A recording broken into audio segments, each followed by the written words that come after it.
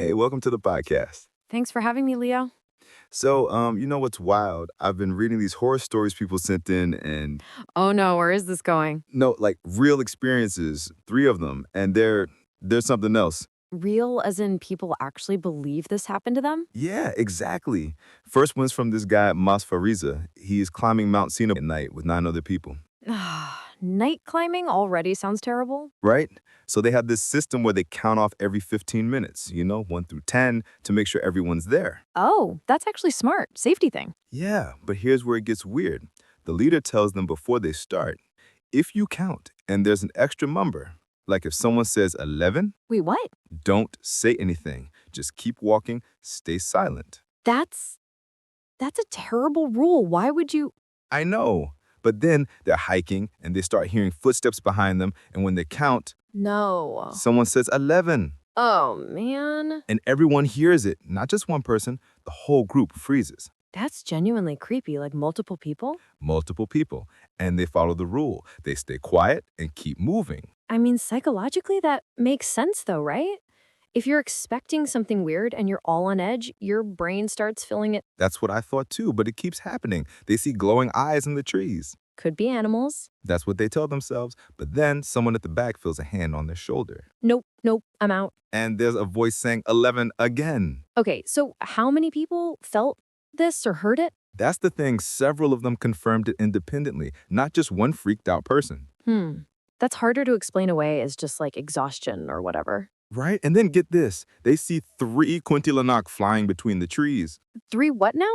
Kuntilanak, Indonesian ghost, female spirit, flying. Flying ghosts? Okay. And someone looks back and sees an old man with a broken leg, face all decayed, crawling with maggots. Oh God, why did you have to? And they said there were hands reaching down trying to grab their heads from above. That's so specific though. I know. And here's another weird part. They were told not to talk about any of it while they were still on the mountain. Like a taboo? Exactly.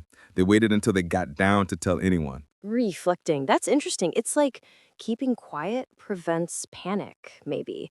Or it's a cultural thing. Could be both. They also mentioned these 4 spirits called Bunyan. Wait, more spirits? Yeah, different ones. People heard children laughing and running around. That was supposedly the Bunyan. So they've got flying female ghosts and forced children spirits. Got it. The guy who told the story said it was the scariest thing he'd ever experienced. I mean, I believe him, even if it's just, the environment and exhaustion playing tricks. But what about the multiple witness thing? That's where it gets tricky. Like low light, you're tired, everyone's expecting something creepy. Yeah, But when multiple people see the same thing, that's not just one person hallucinating. right. So what is it? Could be shared attention. Everyone's focused on the same cues, interpreting them through the same cultural lens. Oh, so they all know what a kuntilanak's supposed to look like. So when they see something ambiguous in the dark, their brains fill in the familiar shape. Oh, that makes sense, but it's still creepier that they all saw it. Oh, totally creepy. I'm not saying it's not real to them. I'm just saying perception is complicated. Fair enough. Okay, second story, you ready? Do I have a choice? This one's Mas Chandra and his friends. They go to this place called Makam Kembar, twin graves, on purpose. On purpose? Yeah, like ghost hunting. They pick Friday night specifically because it's supposed to be more active. Why do people do this to themselves? I don't know, but they set this rule. Romy here to witness, not to provoke anything. Okay, sure, that'll help. Continuing, so before they even get there, one guy sees a pochang in his rearview mirror. Oh, what now? Pochang. It's like a ghost wrapped in a burial shroud, Indonesian thing. In his mirror while driving. Yep.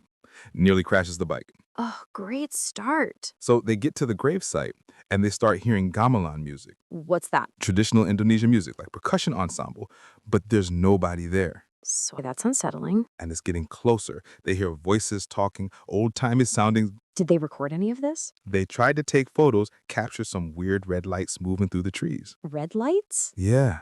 And then someone feels a tug on their jacket. Of course. And here's the kicker. One guy photographs what looks like a pochang and his phone just dies. Reboots, never works right again. Phones always die in horror stories. I know, but it's such a common thing people report. Like, is there something to that? Could be electromagnetic interference, could be coincidence, could be, Could be ghosts messing with technology. or that, sure. The story also mentioned that 2 people from that group died later. Unrelated causes, but still. Oh, that's That adds a different weight to it. Yeah, makes it feel less like just a fun, spooky story. It real grief mixed in with the supernatural stuff. Yeah. They also had this elder with them who did prayers before they went in, touched everyone's heads. Like a protective ritual? Exactly. And he told them not to look at the photos right away. Why? I don't know, maybe so they don't freak out in the moment. Our torching mind could be like, you're calmer, but also more aware. Oh, so the ritual makes you feel safe, but also primes you to notice weird stuff. Right. It's a paradox. You're protected and sensitized at the same time. I love that. It's how rituals work. They're psychological anchors. Okay, last story. This one's different, more personal. I'm listening. Woman named Shisi. She's pregnant, living with her husband. Okay. Middle of the night, she feels someone hug her husband from behind, like she feels the pressure on his neck. Wait, she feels it on him? Or She's lying next to him and feels the weight of someone else hugging him. that's so intimate and wrong. Right? And at first she thinks like, did he bring another woman home? That's her first thought? I mean, it's more comprehensible than a ghost, right? True. Your brain tries to make sense of things. But then she sees this woman in red with red eyes standing in the room. Oh no. And then later she sees two kuntilanak in her bedroom, one in black, one in white. Two of them now? She screams, but she only hears it. Her husband doesn't wake up. That's the worst part, being alone in it. Yeah. So they find out the room used to belong to a dukan, like a spiritual healer, who did rituals there. Oh, so there's a history to the place. Exactly. They do a purification, water from the river, blessed by an elder and sprinkled around the house. Could be. Did it work? According to the story, yeah, the haunting stopped. She moved to her parents' house to be safe during the pregnancy. That's a relief, at least. But here's the thing. After all of this, she became more sensitive to seeing things, like permanently. Ah, so the experience changed her. Yeah. What would cause that? Trauma can do that, makes you hypervigilant. You're scanning for threats constantly. Makes sense. And culturally, people might interpret that as being more open to the spirit world. Oh, so it's both psychological and cultural. Exactly. The mind changes, and the culture gives you a framework to understand that change. That's kind of beautiful in a weird way. It is. It's how humans make meaning. One thing I notice across all three stories, there's always some kind of ritual or rule. Don't talk on the mountain, set your intention, do prayers. Rituals give people agency. Even if the danger is real or not, the ritual makes you feel like you have some control. And does that actually help? Psychologically, absolutely. It reduces helplessness, gives you something to do. So if I'm ever on a haunted mountain, I should just pray a lot? Or breathe slowly, stay with your group, and don't invent counting games that invite extra people. Right, no creative rituals? Exactly. There's also this moral thread in the stories, like don't go looking for trouble, respect sacred places. That's classic folklore. It teaches boundaries and social norms. The second story even says if your intention is bad, the spirit will respond harshly. Right. Reciprocity. The spiritual world mirrors your disposition. That's kind of comforting, actually. Like if you're respectful, you'll be okay. Exactly. It's a moral cosmology. Very common across cultures. What's Galita from these stories stuck with you the most? Immediately, the collective confirmation. When multiple people independently report the same thing, that's powerful.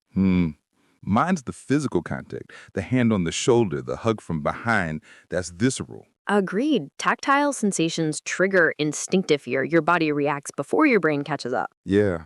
And the silence in some of these moments, like when everything goes quiet, that's almost worse than the noise. Silence lets your mind fill in the gaps, and what it fills in is shaped by culture and expectation. So do you think these stories get more dramatic every time they're retold? Oh, definitely. Memory's not a recording, it's reconstructive. The most dramatic bits get reinforced and embellished. So the 11 and the flying ghosts get shinier with each telling. Exactly. The folklore grows richer. I do like the people are sharing these online now. It's like a living archive. It is. Oral traditions are adapting. People submit their experiences and they become part of a shared story. And the narrator anonymized some names to protect people. That's thoughtful telling. Especially around sensitive topics like spiritual practices. It's responsible storytelling. All right, quick question. Which of these three would you least want to encounter at 2 in the morning? Without hesitation, the woman in red by the bed, close proximity, tactile element, that's primal terror. Same. I'll take distinct gamelan music over a ghost in my bedroom any day. Right? at least you can run from the mountain. All right, any final advice for people who love these stories but get spooked? Ground yourself. Slow breathing, name 5 things you can see, reach out to someone you trust. Hmm. And maybe not go ghost hunting with a dying phone battery batch. Practical wisdom from a horror podcast. All right, we covered 3 intense stories: Mount Sinabang, the Twin Graves, and the Haunted Bedroom, all blending culture, perception, and fear. Thanks for walking through them with me. They're fascinating case studies. And, Stay curious, stay safe. all right, get you later. Yeah, this was fun.